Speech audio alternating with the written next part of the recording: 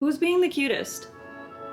I swear, he knows when he tucks his paws in and like shows his belly, his white snowy belly, then all bets are off, right, Kyle? I'm sitting by my Christmas tree.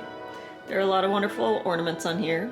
Some sushi. We got a dinosaur, some prehistoric love, a Chinese New Year thing, vintage Snoop Snoop, and of course, a soy sauce bottle made of glass. Tiny motorcycle, like conch shells from the seashore. We can't find our little star topper, so it's kind of naked up there, but I'm gonna make that just align perfectly with the top of that hutch. Boom! Hello, friends. I'm going to talk to you whilst I pet my cat. So I think I'm gonna do a low buy, but with different rules. Wipe the slate clean, not do the 6-month low buy that I had set myself up for.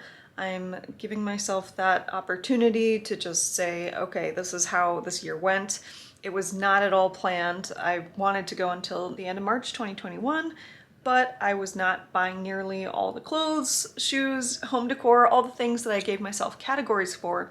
The only category that I went over budget for was makeup, of course. So I bought a lot more makeup than I thought I would, but I still stayed within my overall total budget. So I didn't spend more money than I wanted to on these non-essential items, on these like wants, but overall it just feels really imbalanced and I want to restart here. So what my low buy experience has taught me, at least making some rules and trying to follow them and tracking everything, is that number one, I don't like tracking. I really don't like tracking every single item that I purchased or enumerating in tasks and tables. Like, I'm not that Virgo life, I am the Pisces life, and I'm all about, playing with things, dreaming of things, envisioning, and really just embodying a vibe. When it comes down to the actual details and the little bits and bobs that I'd like to share with you still, how much money I spent and why, even though that's really important, especially for having a budget, for pacing yourself, and just tracking in general. There is documentation in my blood, like I do like logging things when it comes to making sure everything is in lockstep so that I can tell you about it. That part is not as fun for me. That's one piece of this puzzle. The other piece of this is I don't like having the arbitrary categories. I thought it would make a lot of sense, but 2021 looks like it's going to be a very similar year, unfortunately. It seems like it's going to be a cautious roll back into society. I won't need nearly as many outfits or things, I just don't need to buy as much, especially in the clothing category, especially in the shoes and handbags category. Also, all the things that I had in my budget were non-essential items that I thought was necessary to my happiness or necessary to me keeping up with this channel. Like, it all felt like this lifestyle that has now floated away from me. As you know, everybody is in the same boat. Like, we've had to re-examine our lifestyle, our work style, our balance, and my balance is totally off. So I want to give myself some flexibility, but I also recognize that where I thought previously my money could be going for disposable income into all of these liabilities, makeup, shoes, clothing, sunk costs. They're not going to be investments. I want to flip that script, put more of my money into investments, literally stocks and bonds and saving accounts. I want to buy more things that would be more useful, not just practical or useful, and shared with myself and my husband. So if I buy something that is in home decor or something for the kitchen, he can enjoy it, he can use it. Same with a book that we would both enjoy, a cookbook especially, records. That's another great example. He just bought a guitar recently and it's a beautiful one. It's really pretty.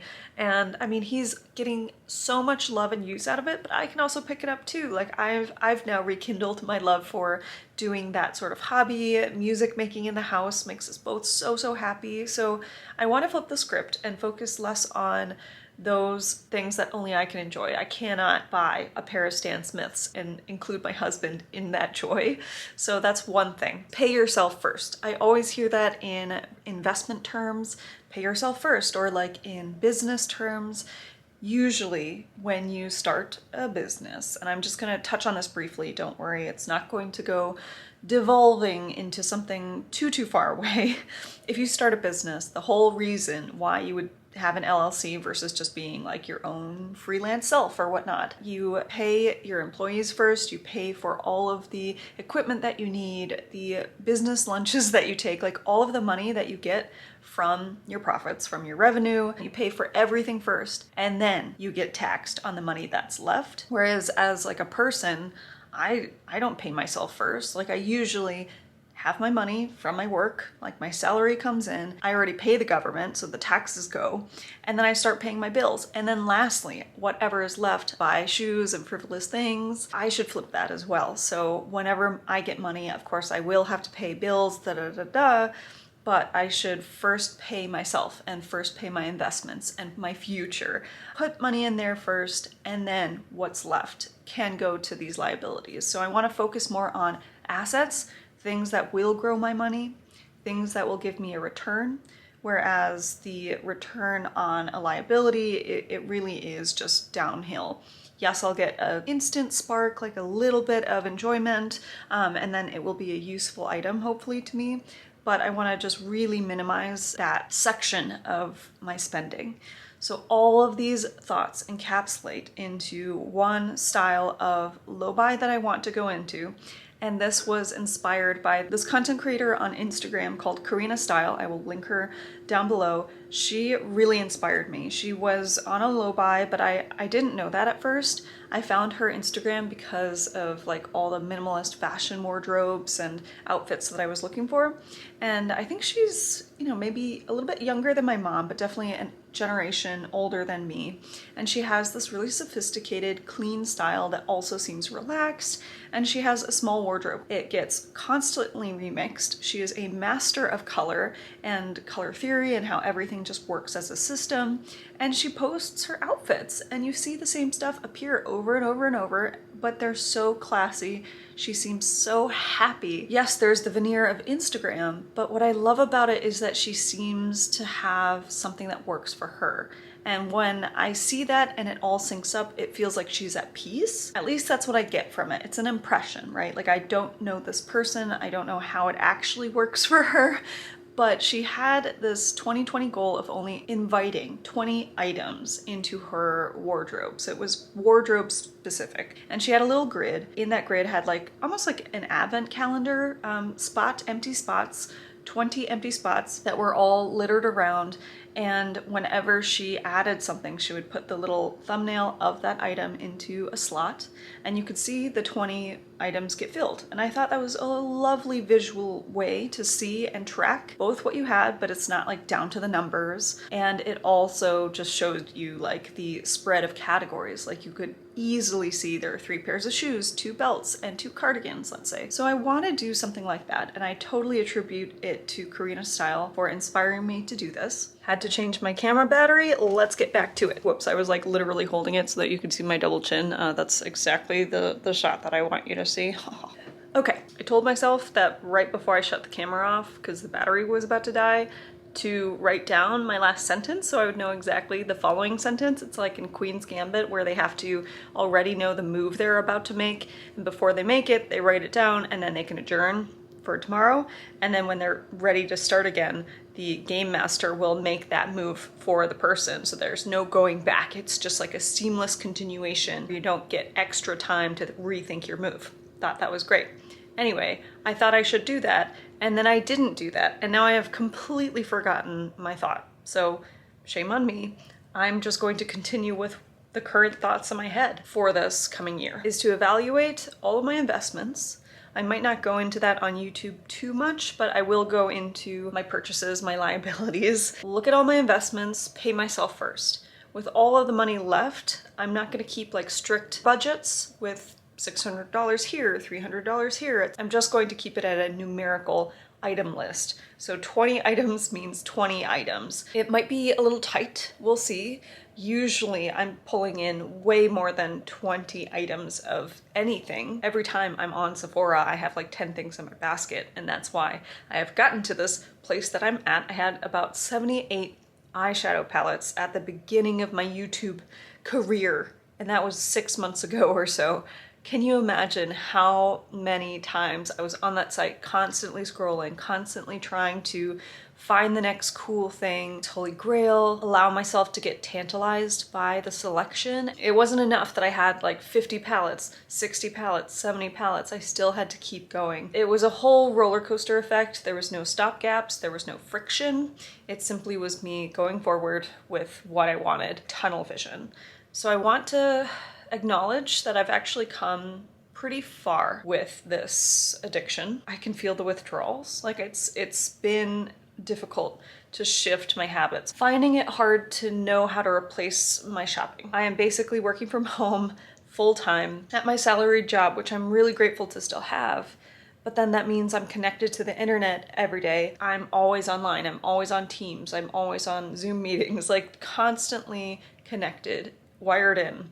So my alleviations are scrolling or opening another tab or finding out what else is new, things on Trend Mood to like go after, to research. Like I love finding those little things and chasing it down the little path. Of course, people say you should be able to replace this hobby or this activity, this behavior with something a lot less taxing, something that's healthier, that's positive. It is very difficult for me to find that one-to-one relationship. Maybe it is about just reading news, setting my homepage to different things, finding better blogs, finding better YouTube videos that are longer form, getting into audiobooks, that's another one. I'm gonna really try to make that shift on the back end, but I have come a long way. Sorry, I just sneezed off camera. My feelings around makeup are so far tamped down. Now I can see something and be like, oh, there's a pang, I want it. And then I look at what I have and already I could feel the edge coming off of my need, which is really what I want. A lot of it is that chemical reaction and changing the pattern behaviors that I was entering into willingly and subconsciously. Hopefully that feeling continues and I just hone and sharpen that muscle. But I'm gonna try to set myself up for success.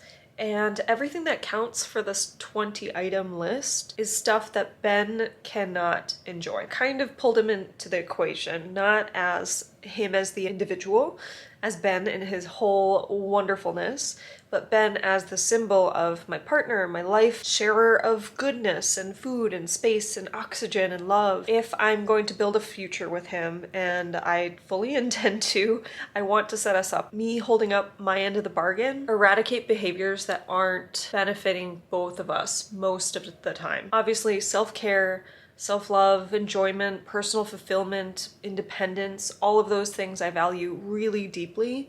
And I don't mean to cultivate this codependence that is obviously unhealthy. I just want where my money to go to be more about our togetherness, our future, our kids in the future, our living space in the future, just our investments, like all of that can be money-wise. Everything else, you know, that is just for my own personal development, like, have at it, Diana. You can go read books, you can go listen and learn about other things with your own time and your own focus and attention. All that to say, I'm gonna pull him in just as a figurehead because if I buy something and he can use it, that already checks like one checkbox.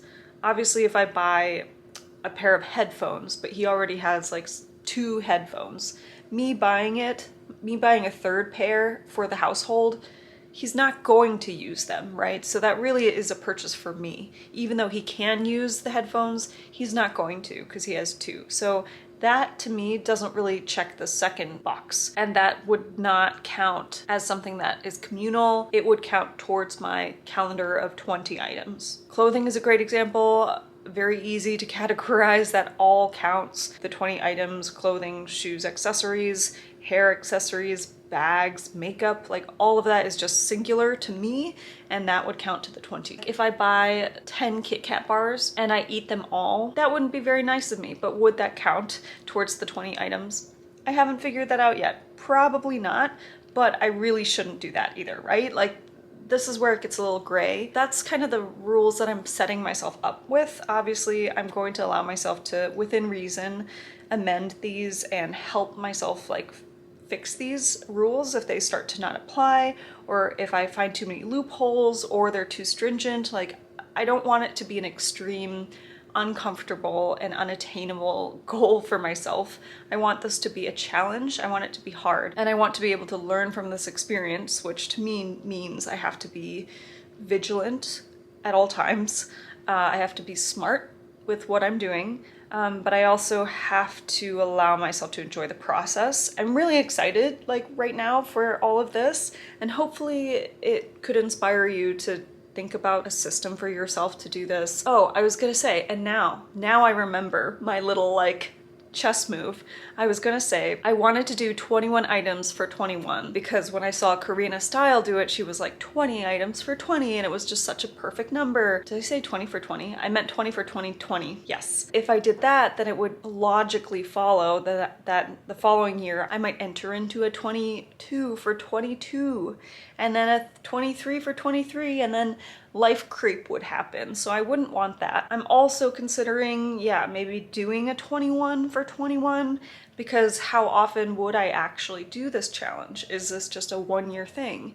Or do I want it to be more sustainable? Like that, those are the questions I'm still like mulling over. So right now I'm just gonna set it as 20 items. I think that's a reasonable yet very challenging amount for myself. Even as something as small as a drugstore nail polish would count. I'm trying to figure out also the decluttering side of it, because even if I enter into this and invite 20 items into my house, do I also have to let go of 20 items? I would like to think so. That's a different side of this, and I would like to address it in a different video. What are your thoughts? This is what the calendar looks like, by the way, if I haven't put it on screen yet. Also inspired by Karina Style. So excited about this. I will label every like month that the item was purchased in next to the little thumbnail of the thing. So you'll see like a miniature bag, let's say, next to January. And you'll know, like, if I bought 20 things in January and then I shot myself in the foot, we'll all know. I do have like a little wish list of things already. It's a handbag. It's a handbag. I roll my eyes because I just did like a 15 designer handbags video. And since that video, I've linked it down below, I have sold quite a few of them, but also purchased some. They didn't fit into my low buy rules because I had purchased the ones that I did purchase with the money that I got back. So to me, it was like a closed cycle. It wasn't new purchases. So that's why I haven't updated you on that or anything, but I will look forward to another video on the handbag collection that I end up with maybe next year, mid-year, like maybe once a year I'll do this around summertime. Anyway, so I'm still looking for a bag that can be my everyday, but a crossbody. Right now my everyday is more of a hobo style. It fits slightly on my shoulder, but it also kind of is awkward, you know, if it's too full, it just makes your arms bulge out from your body and it feels like you're carrying a child like in your armpit. I would love a lighter colored bag as well. I have a white one right now, but I'm thinking of like a sandy taupe, not quite like a full-on saddle tan, like nothing too warm, even though I'm all about the warm life. I want something a little bit neutral, a little bit light, and crossbody. So I'm thinking of the Acne Studios Masubi bag in the either mini or small size. Also a Loewe puzzle. I've been dreaming after those for a long time. I've had one in a larger size, like a large size for traveling. I had sold that one and now I'm rethinking a small. I do want to buy a lid luster from Victoria Beckham. The honey shade has particularly caught my glinty little eyes. Oh, the Fenty cream lip gloss is calling my name, the one that like looks like honey waffles or something. If she had changed the scent, bought it in a heartbeat. But alas, replacements not going to count to the 21 to 21 items. So that's a big component. I'm sorry I didn't bring that up before. I'll think about my wish list further. Most of it is larger ticket items. Case in point, I also really want a Tom Ford fragrance. I think it's Vanille Fatale.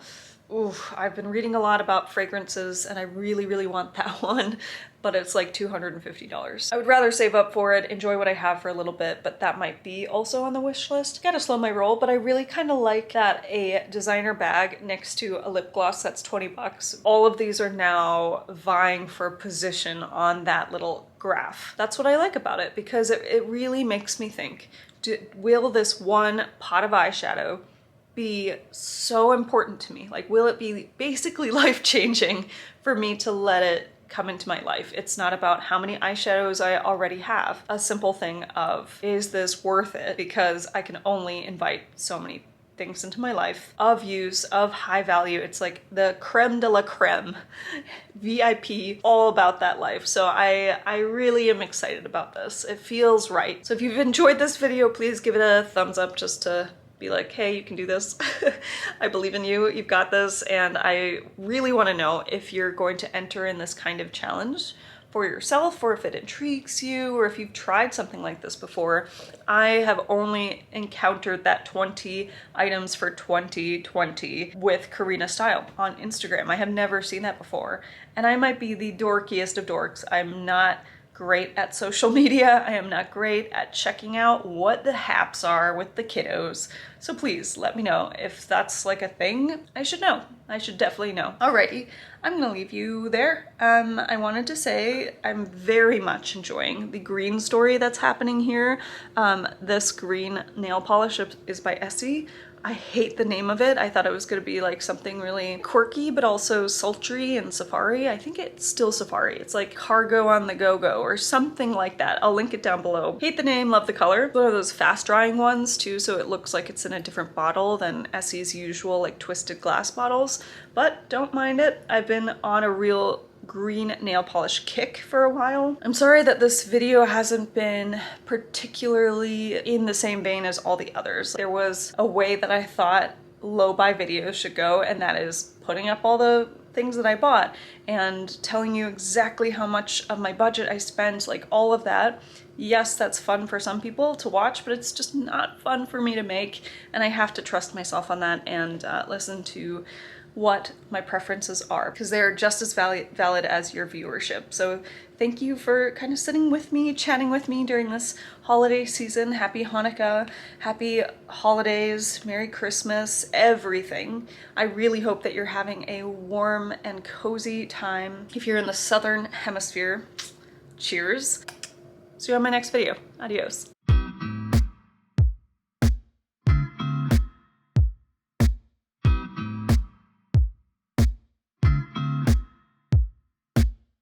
Please handle this side up.